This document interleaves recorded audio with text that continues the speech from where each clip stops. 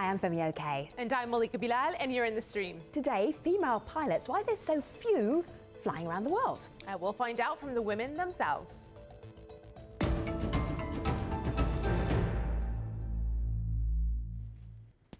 5% of commercial airline pilots are women around the world. That's just 5%. And as demand for air travel grows, the demand for pilots is growing as well. But around the world, it's mostly men on the flight deck.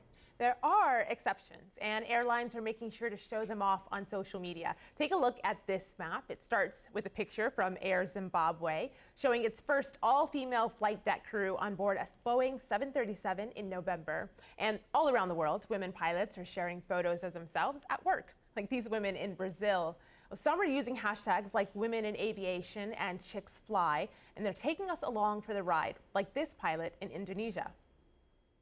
But 95% of airline pilots are men, and you're about to meet 5 women who are trying to change that gender imbalance. So in our studios in London, the Royal Brunei trio, who recently grabbed headlines leading an all-female flight crew to Saudi Arabia, Captain Czarena Hashim, Senior First Officer Nadiah Khashiem, and Senior First Officer Sariana Nordin. And in San Diego, California, we have Eline Kok-Vermeulen. She is a line pilot aspiring to be a commercial airline captain. And in New York, Captain Jane Trembath flies the Airbus 340 and was the very first woman pilot in South Africa to command long-range international flights. So, ladies, it is such a pleasure to have you on the show. That very first time you flew, Jane, what do you remember? Well, the very first time I flew was what they called a trial flight. And I got taken out by a flying instructor and taken into the air. And this was to see if I actually liked it or not. And I was only 17 at the time, so it was many years ago. Yeah. And we taxied out and got airborne. And the runway, it was a little airplane, and we were at a major airport, and the runway just seemed so wide. Oh, But it was a half an hour flight, and from there you could say, well, things really took off. let me show you a picture here on my laptop. This is Senior First Officer Nadia Khashiem when she was a little tot here. What were you doing in the cockpit that young, Nadia? What was going on? I think the bug was bitten. You got bitten by the flying bug early. Very early, actually. Yeah. Oh, I can't believe you have that picture.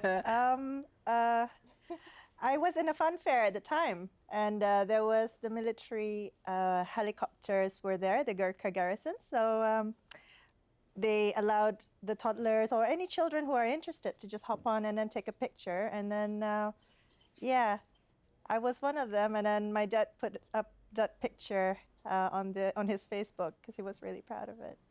Zarina, I hear Nadia mention her dad, and so that is a question that we're seeing online about what family encouragement or discouragement looks like. This is someone whose Twitter handle is Gladiator News Addict. She says, training to be a pilot is quite pricey. Parents must also be convinced of the benefit of their daughter becoming a pilot. So Zarina, what does it take? And particularly for you, what did your family say about you wanting to become a pilot?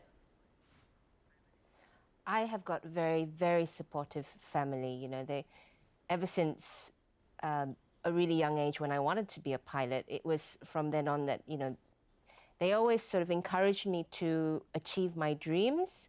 And so when I was fortunate enough to be chosen as one of Royal Brunei's airline cadets, you know, they were very encouraging. They were with me every step of the way, right up until to where I am today. Eline, you're trying to get your mileage up. I mean, you have to fly for a certain amount of time before you can become a commercial airline pilot. Tell us about the training. What's so difficult? What's difficult about training? Well, you have to have a lot of persistence. It takes a long time, and you have to keep at it. You can't give up. That's the main input I would have on that.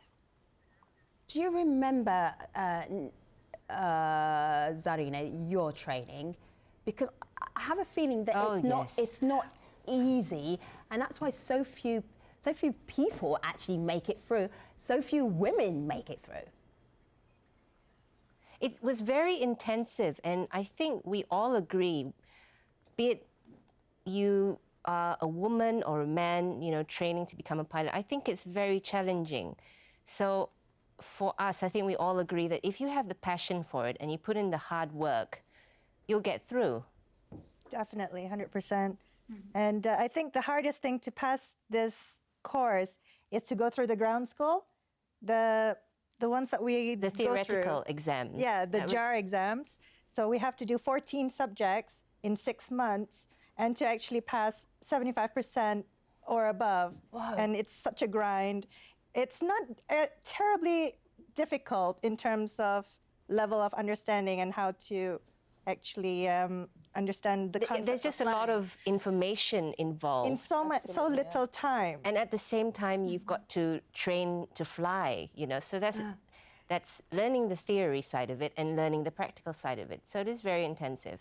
I think both Jane and Eline would also agree to that. The ground school is probably the hardest obstacle that you have to go through. Most definitely, yes, I agree with that. Can you give us an idea? So somebody's watching this and thinking, I am so going to be a pilot after watching this edition of the stream, or a captain. Warn them, what is it that you actually have to study? Jane, you help us out. Well, look, the subjects that I did many years ago, I did my commercial pilot's license and my ATP, airline transport pilot's license, back in the 1980s. So, and our license is different to the ones that the ladies from Brunei did. We do a South African license. But basically, you can divide it up into technical subjects, theory of flight, and navigation, several navigation subjects, flight planning, and then the more technical subjects like what we call radio aids, and this is the South African version, and then there's air law as well.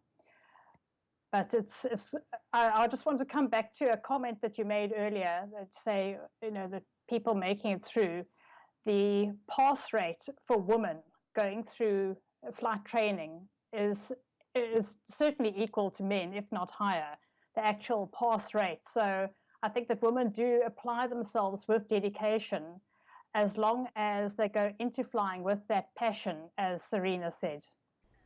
So, Eline, picking up on that point that Jane just made, there's a tweet here from Jess, and she says, in countries like the US, women have the freedom to fly, but they don't necessarily think that they have the ability, and we have to change that. And she goes on to say, for starters, in changing that, I think showing girls at a young age that they can do those jobs is key. You have to get them interested young. Can you relate to that, a feeling like maybe this is something that is beyond my ability?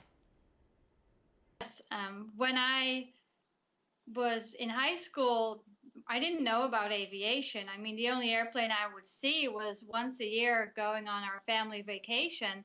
And I could never imagine that I could fly that. I had never seen a female pilot. So when I was 18, I had no idea that I could become a pilot. So thinking back now, I think if I would have known this earlier, I would have pursued it earlier. Most definitely. And that's why I actually volunteer for the Young Eagles program, which is a program that invites young children between age 8 and 17 to come take a flight and learn about aviation. And luckily, we've seen more and more girls there. And I absolutely love flying the little girls and inspiring them to become the next pilots. Royal Brunei crew, when people see you on the flight deck, what do they do? How do they react when they see all three of you there? We've all had really positive remarks, positive comments. You know, everyone's really pleased to see that we have female pilots. Yeah. You know, I've even received sort of little postcards in flight, sort of saying, you know, well done. We noticed there was a lady pilot in charge. Yeah. We're so happy for you. You know, please enjoy the flight just as much as we will. Wow. So this sort of acknowledgement from the passengers, it's very, very rewarding. Let me show you a little note here. I know Malika's got some more community. Let me show you this note. Dear Captain Zarina, my name is Zarina, and I am 4 years old. Fantastic handwriting. All right. My daddy is writing this for me because I cannot write very well. I would like to meet you one day, as your name is very similar to mine, and my daddy told me that you fly planes. Your heart must have been bursting when you saw that. Oh, yeah, it was. I was so pleased to receive that.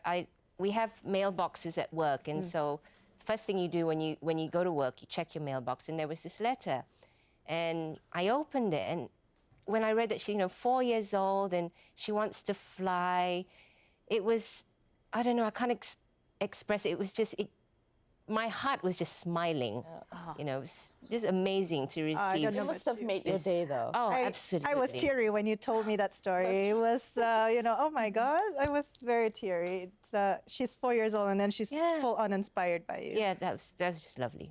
Listening to you all is inspiring. I will tell you something that's not as inspiring is reading some of the comments we got online. While a lot of people were blown away by your efforts and your experiences, there were others who were a bit of more naysayer. So this is one tweet. This is Ginajar, who says, seriously, I want to ask something. Is the male population in Brunei not good enough to be pilots? Another person, another critic here is Tiga Toes. He says, we've seen the way they drive cars, meaning women in general, and this was an answer to the question, why aren't there more women in flight? Do you get criticisms like this, Nadia? And in particular, I'm thinking of a story that you told our producers about a time that you were flying in Scotland, and after you had a bumpy landing, something happened. Yeah, well, as you know, Scotland is, it's very high latitude, So when I was, in 2006, I was sent to Scotland with Loganair for secondment.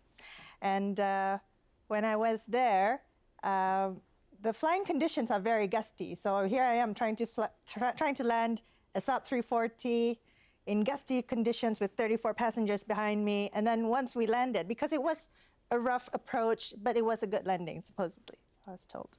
And then one of the passengers at the back, he says, he called up one of the cabin attendants and he said that, oh, you know what? Compliments to the captain, he has balls of steel trying to land in that sort of weather, he said. And then the cabin attendant, she smiled to him and she said that, unfortunately, sir, I regret to tell you this, but there are no balls in the flight deck because they're all women. Both the captain and the first officer are women, he says. And the captain went, seriously? So he was just gobsmacked. So basically, you know what? Yeah, we can fly planes as well as we can drive cars very well as well. I think I'm a good driver. Yes. So Jane, there's something that you do, and you're a bit of a pioneer, and you want other women to follow in your footsteps. And you do a lot of talking, you do a lot of outreach. And one of the things you talk about is the leadership role of women on the flight deck, of captains, of first officers, and how communication is really key. How to communicate and be powerful in the same way that men are powerful. Can you explain a little bit more? Yes, I believe that women, we learn our verbal speaking habits with other women. And some of the habits we have are things that actually we're trying to be polite or to fit in with the way we speak to other women, but it doesn't present the most powerful image as a captain or as a pilot, because when you're a pilot, even though you're an absolute junior, you're still seen as a leader by your passengers or by the other crew members, the cabin crew. So you're absolutely seen as a leader, even though you're a junior. And just for flight safety, it's essential to present yourself in a confident way so that the passengers and the crew have faith. But the way that we communicate, I'll give you an example. We think we're being polite when we drop a hint. So I might say to the co-pilot, maybe we should get the clearance now. And then he'll carry on with what he's doing. But if you say to him, oh, Bob, please get the clearance now, then you're still being polite, but you're getting the message across in a far more powerful way and establishing yourself as the leader.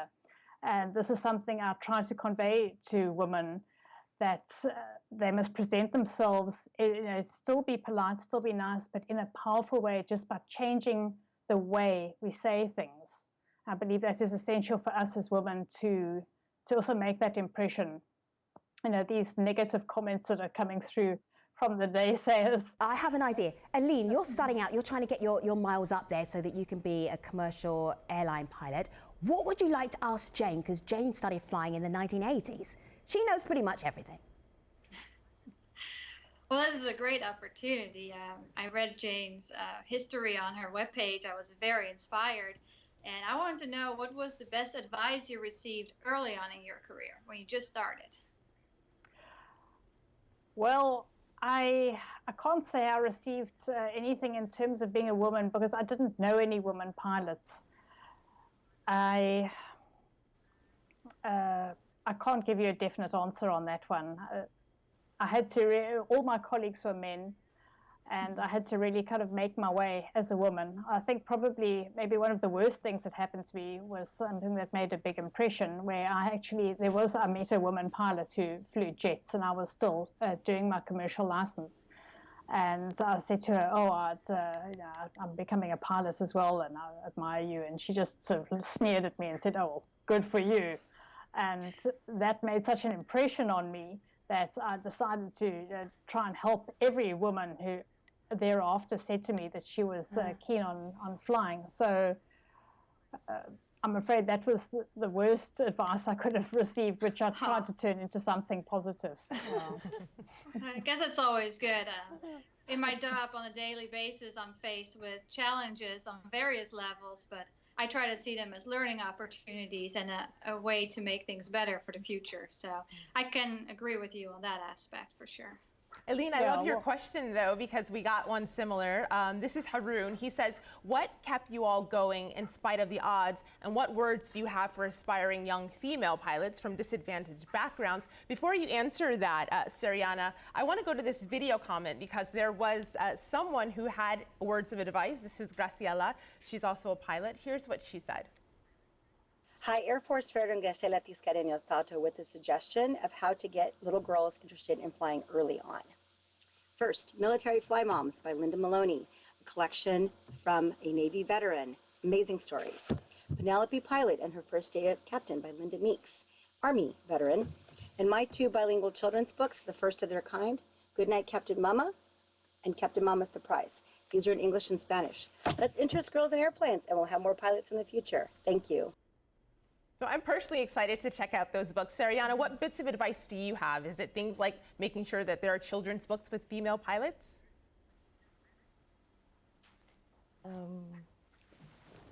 It's actually, I've got two young daughters of my own, and having, for sure, being a mother and having a career, two challenging things. But ultimately, I would like to be a strong role model for my kids. Definitely. What I tend to do for them now is, although they're girls, I do get them like plane toys, like plane books. So you're encouraging them from a very young age. I'm actually exposing them to aviation at an earlier age. Yeah. And I have something to add to that. I have a little boy. He's 3 years old, Heikel. And Heikel's first birthday, I got him a pilot hat and a koala. And his second birthday, I got him a toy plane. So I'm definitely pushing him along that lines. But one thing I do believe is that because... Gives them an earlier exposure, I think. Yeah, earlier absolutely. exposure, if you want to encourage them to go along that route. However, I am obviously going to, as he grows older, he would have a mind of his own. And so I thought that obviously if he chooses not to pursue flying, then he can choose so. But otherwise, Oh, he has a choice? Oh yeah, definitely. Really? I believe you. 100%. Oh, he has a choice. Yeah. So we've been talking about Could free I will. add something to that? Yeah, go on, Eline, go ahead. What do you want to say? Well, I think it's important to give children toys that are not just girl toys or boy toys, but let them play with different things. Give them a train or a car or an airplane or a Barbie doll, and give them a little bit of everything and see what they like to play with. Actually, I think I received one Barbie doll my entire life, and I remember my grandma gave it to me. It was the Little Mermaid, but I wasn't much interested in that. I like to build little houses, and I had remote controlled cars, and I liked playing with that much more. And you have four brothers, so I think that may have been an influence on you, actually. There's also, I have four brothers, but good when I was in preparation school, for flying. Yes. When I was in school, I didn't really want to go on play dates with the girls in my class. I wanted to go play dates with the boys because they had the Nintendos and they had the computer games and they had the cool boy toys, which I liked more. Yeah. Let me show you this website because we're talking about encouraging youngsters and particularly girls to fly. There's a website here called Girls with Wings. And it's actually founded by Linda Meeks. She was mentioned in the video comment a little bit earlier on. And look at this. You can actually, let me just do this. I will do this right now. Type in my name, color in my plane, and fly my plane. I mean, this is aimed at really youngsters. And it kind of gets them into the idea of aviation and flying. But I want to show you a flight that's a little trickier than this one. This is Jane flying in to Munich on a very snowy day. Jane, what do we need to know before we look at this video? Because it is beautiful. It was a flight in February, and the forecast was for snow. It was due to be snowing when we landed, and I said to the co-pilot, I'm doing this leg. I want to land in snow. Because in South Africa, we're used to sunny skies, and it's like being a child again to have the opportunity to play in snow.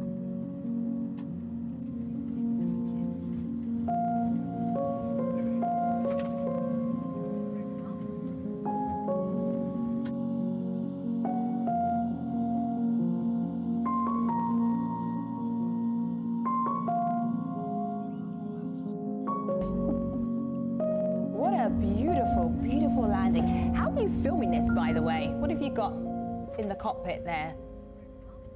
We placed our cell phones around the side, and our third pilot, who's off duty at that stage, was a female, and she recorded part of it. Stunning. Beautiful landing. Thank you. You know, Femi, the interesting about that is you hear this beautiful music in the background. And we just got a tweet. This is from Musa. He says, what music do you listen to while you're flying? He says, any Blurry Face up there? Of course, that's a popular group right now. Zarina, is there anything in particular that helps you get in the zone? No, not really. I'm pretty much into all kinds of genre, but music isn't really something that helps me get in the zone. I think just the whole thought of me going to work, flying the plane, that just gets me started, and I'm happy when I wake up. What's your favorite flight? Yeah, I agree. Yeah, what's your favorite flight you've done so far, Royal Brunei crew? Oh, it's got to be with these two ladies with me now. Oh, yeah, I had to say that. Do you have a favorite Yeah. Do you have a favorite destination?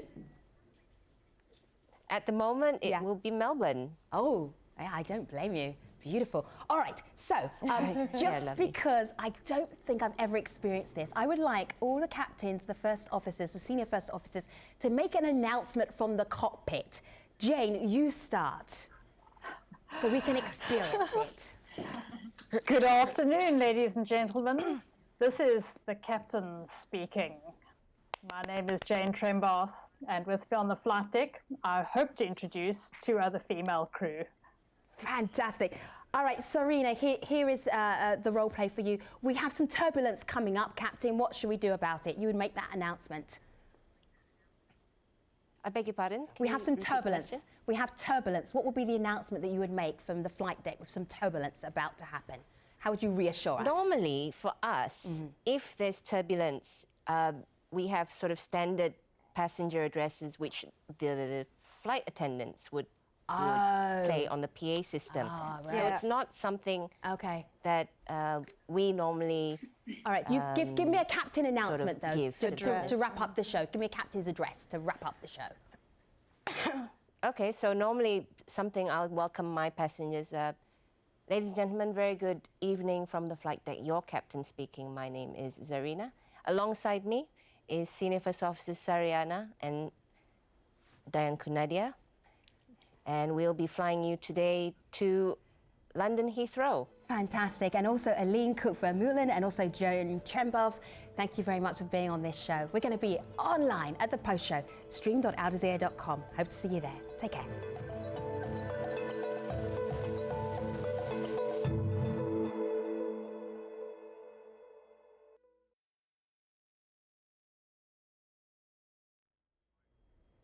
We're back with the Stream's online-only post show discussing what it takes to be a female pilot in a male-dominated world. Jane, I want to start with something on my laptop. This is history, in a way. This is from 1933. It's a letter that Amelia Earhart, the U.S. aviator, wrote to a young girl who wrote her asking about advice. And Amelia has this long letter that she sent to her. It is now posted on Instagram for everyone to see. But we pulled out a part that really stuck out to me. This is what Amelia writes. As far as women's opportunities in flying go, I think they will improve as they have in all industries. Just now, there are no pilots on the regular scheduled airlines, but someday I expect there will be. So Jane, knowing now 5%, as you do know, are you encouraged or discouraged by how far or not far enough we've gone? Well, the encouraging thing is that 5% you're quoting, that is not universal. In South Africa, 10% of pilots are women, which is double the world average. And that's because the airlines in South Africa have been making a concerted effort to try and hire, many more women. They've been promoting hiring women into the cadet programs, hiring women into the airlines. And so we average 10%, which is a lot. In some countries, in fact, it's even higher. So the 5%, it will grow as it becomes better known as a career option.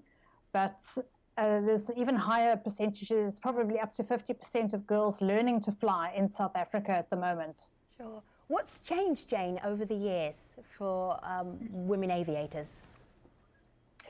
Well, the opportunities are there. When I learned to fly, when I got my commercial pilot's license, trying to get a job, I didn't have the opportunities. So I got turned down for jobs specifically because I was a woman. And all right, so there was one time when, it just reminds me of a story that you told us, one time where all of your fellow trainees had come out of flight school, they were all getting jobs, and you thought, oh, I'm going to apply to the same place, I'm going to get a job too. And what happened? Yes, well, I went for an interview with the same man who'd hired all my colleagues who'd come out of the same flight school.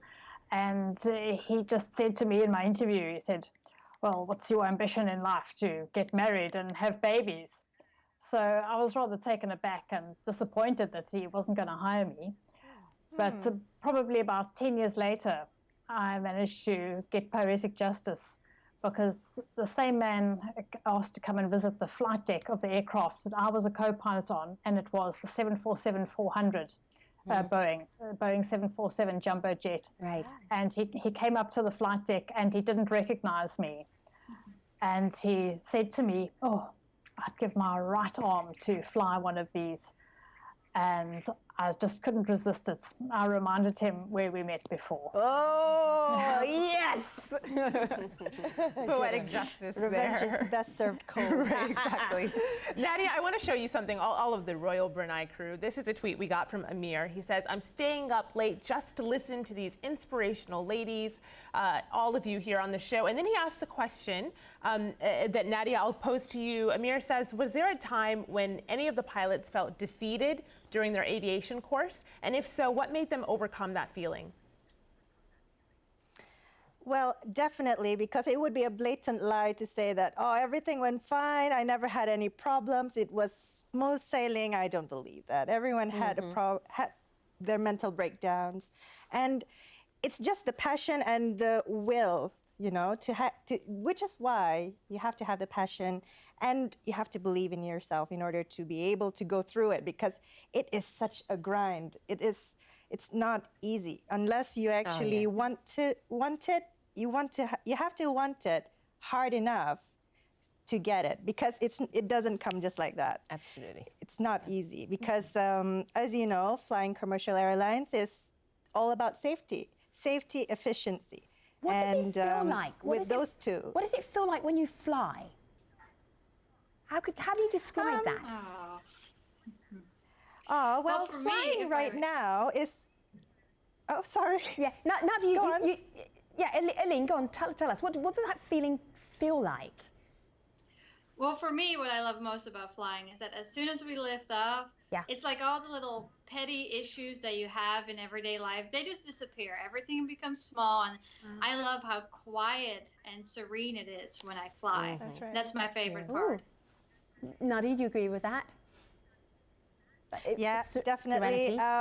It's just initially it was a very exciting thing, especially your first flight solo. If you can still remember that feeling when you look to the side and then no one is sitting there anymore, no trainer, it's just yourself and the aircraft, and you're thinking, whew, I don't have any more safety net this time. I have to do well because this is my life on the line. Yeah. And Yes, I remember right that now, though, Yeah. yeah, right now it's more relaxed. It's like coming into the office. It's like, my office have a nice view outside. But everyone remembers the first time they flew solo. Absolutely, yeah. They'll never forget that day. Is it terrifying or exhilarating? Both at the same time. It's mixed feelings. Yeah. You're terrified, because I remember my first time and my knees were shaking lining up on the runway to take off. But as soon as you got airborne, like you said, exhilarating. It's just a fantastic feeling to know that, you know, you once upon a time, you used to look up towards the skies, and that's where you wanted to be. Yeah. And then suddenly there you were, looking down. It's amazing.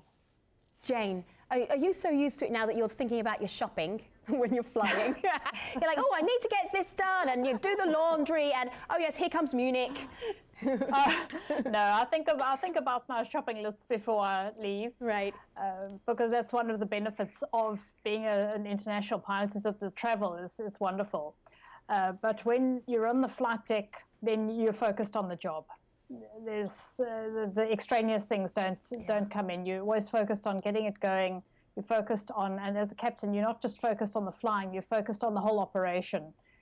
You know, the passengers, what's happening with the cabin, and keeping the whole operation going. So you're absolutely focused on the task at the time.